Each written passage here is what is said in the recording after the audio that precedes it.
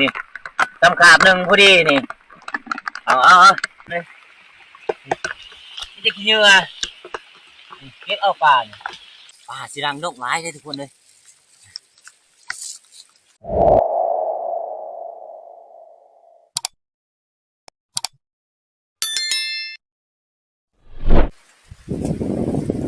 สบายดีทุกคนสบายดีตอนเช้าทุกคนแต่ตอนเช้าเลยมือทุกคนเลยฝนตกแห้งคนหลังจากเขากลับมาแต่บุกเนาะคือว่าป้าลุงเนี่ยทุกคนดีว่าเขามาท่านทุกคนเลยคนนำเมื่อคืนสอดแจ้งเมื่อคืนนี่ตอนนี้ก็ยังบ่ทันเช้าตกอยู่ทุกคนเลยเนาะวันนี้เขากะสิพยายามต้อนยามดีก่อนทุกคนเลยมันตกแห้งอีดีพุ่นจากไล่ว่าเลยทุกคนเลยในผ่านคิดว่าในถ้าว่ามันตกแนวนี้นะทุกคนน้ำอาจจะท่วมไร่ทุกคนเลยหน้าในผ่านโอ้หนาวเลยบ่เนี่ยทุกคนดูเบื้องต้นก่อนจะถือบ่ถือเนาะป้านี่คิดว่ามันโมลงหรอกทุกคนเลยเพราะว่ามันฝนมันตกเลยเนาะหน้าผ่านเที่ยงนี่โอ้ยรับเต็มเลยป้างวันนี้ทุกคนโอ้กลับมาแต่ป่าไปป่าสี่ห้าวันกลับมานี่เขาเป็นขมเมาเว้ยทุกคนเลย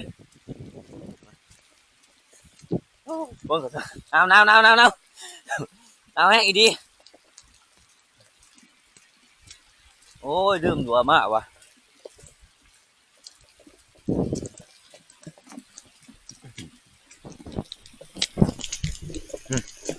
พูดแห้งเหมือนมาแห้งฝนพูดท้องฟ้านี่ข้าวเลยทุกคนเลยเนาะแต่มือว่านนี่พุ่นยุ่งรถขามหน้ามือว่านนี่มากกับผ่านเที่ยงว่านนี่น้ำลายดีทางมาบรรณาน้อยต่อคำเตยทุกคนนะมันผู้ที่เต็มห้องเลยไม่ผ่านกะปิดทอปิดยังเลยกะยุ่งรถลุ่งพาดน้องไปอยู่ซอยมือว่านนี่โอ้หนักคือบุรีตอดในผ่านเบิ่งล้างแดดก่อน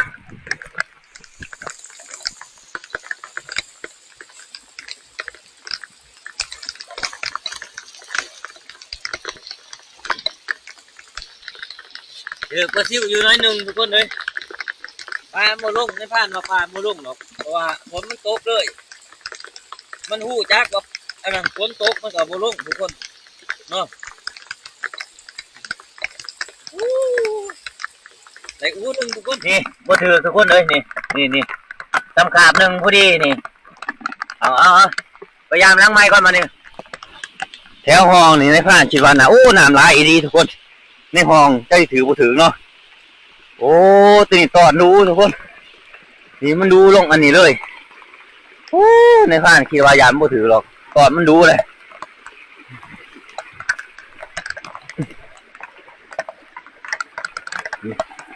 มันดูทุกคนเลยนี่ตอนมันดูนี่มันบ่ลงไปหน้าทอเลยลงพื้นพวก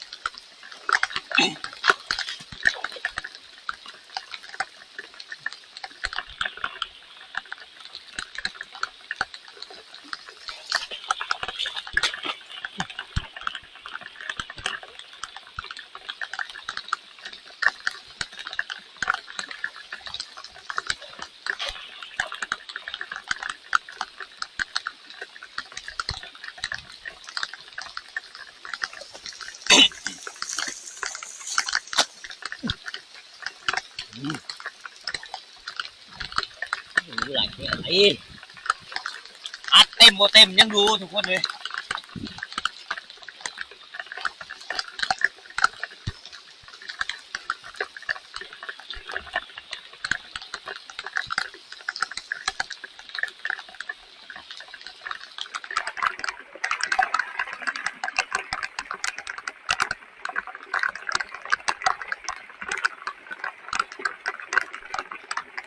กูถือทุกคนเลยเพราะว่ามันดูเนาะน้ำมันต่อไปทั้งพื้นคือจะกินงานอยู่แล้วเอาคิดไว้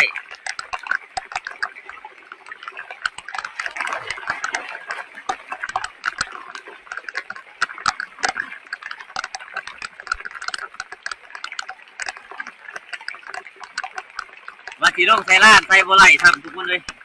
ฝนมันตกแห้งน้ำเต็มห่วยเลยมีแต่ใส่ม่องใส่ไรม่องลูกผ่านแล้ว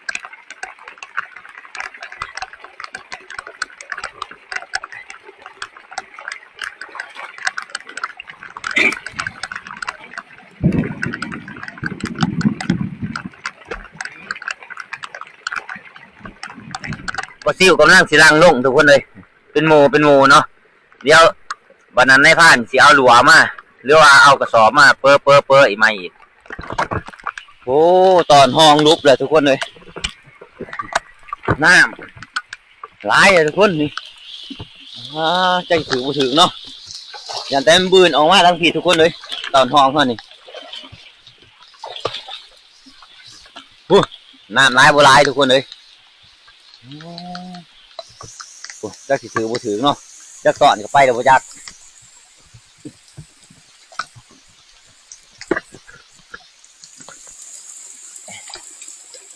ปึ๊บว้าย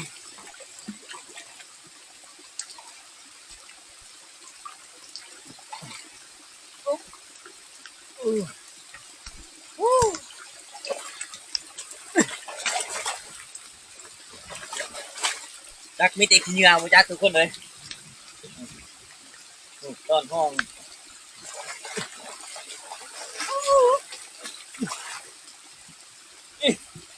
แต่สิมีอีกอย่างแน่ทุกคนนี่น้ำมันแห้งพวก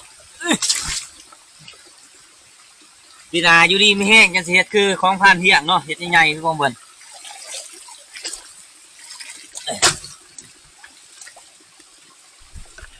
เด็กเหงื่อ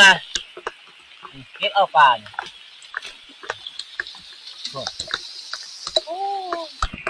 จะกินเหงื่อที่มีต้นใหญ่เลย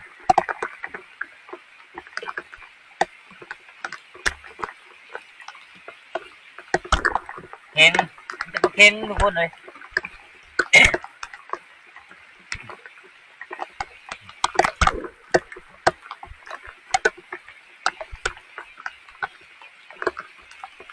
เพ่ง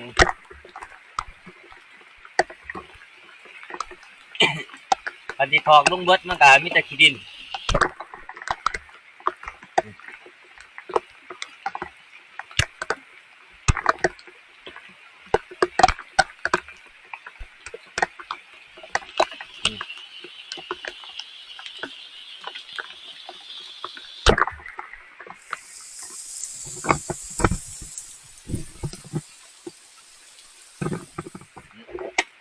หดฟ้องอันนี้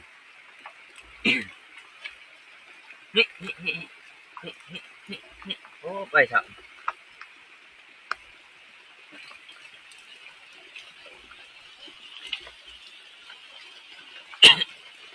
มีแต่ปลาเค็งทุกคนเลยเอาแม่มน้ำที่เต็มตอนเนาะเลยเอาอุ๊บลงกระดิ่งก่อนอุ๊บนี่ตอนเนาะไปเบิ่งมันใหม่ก่อนทุกคนเลยเบิ่งบนที่4ก่อนตัวนี้เขาตั้นให้หน้าตัวนี้เนาะแต่ว่าถือกระถือปลาซิวเนี่ยทุกคนเลยเนาะ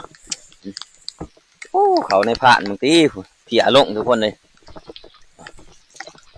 จักสิได้เกี่ยวบ่ได้เกี่ยวลองนี่ตายจนเบิด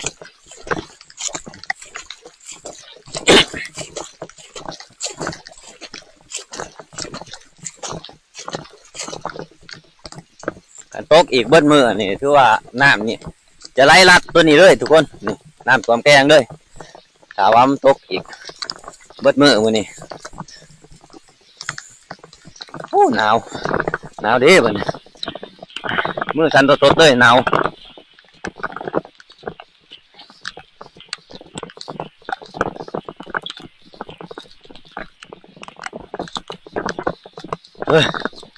ว่าเนาะดีว่าปรึกษากันมาไว้กันมาบ่ไว้ก็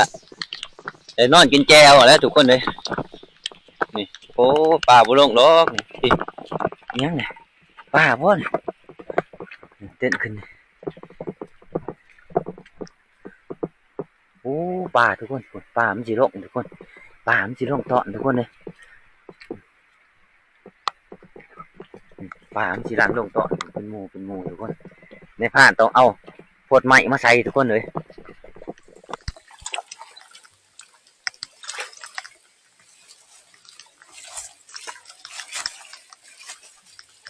นี่ถือไล่เติบทุกคน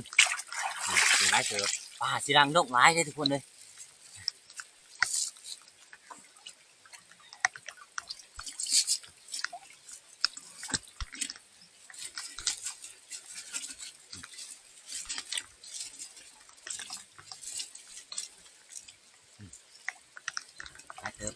นี่ถือไล่เติบเลยของในผ่านอยู่ว่านะเอาไปหาขวดใหม่มาใส่มันก่อนทุกคนเลยเนาะมันจังสีโล่งป่านะทุกคนหาขวดใหม่ใช่หนามันก็โล่งทุกคนเลย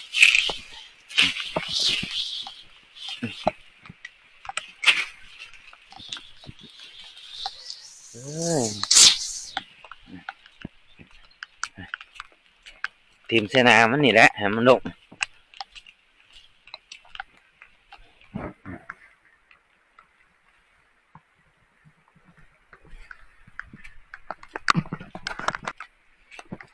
ตัวนี้ก็เสียบมันเข่งทุกคน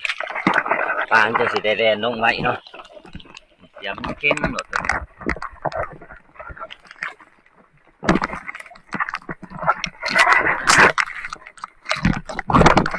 ตัวนี้เสียบมันเข่งเลยปานนี้ได้พอกินเนาะที่ว่าบดลายกับบดลายกับพ่ออะไรอยู่ได้กินทุกคนเลยรออีกจัก2-3 ชั่วโมงจังสิมายามอีกทีหนึ่งทุกคนเลยไปนี่เขาก็สิไปเอากล้วยออกก่อนกล้วยออกกินหญ้าก่อนกับงัวเขาเนาะโอ้ลาวจนสั่นโตๆทุกคนเลย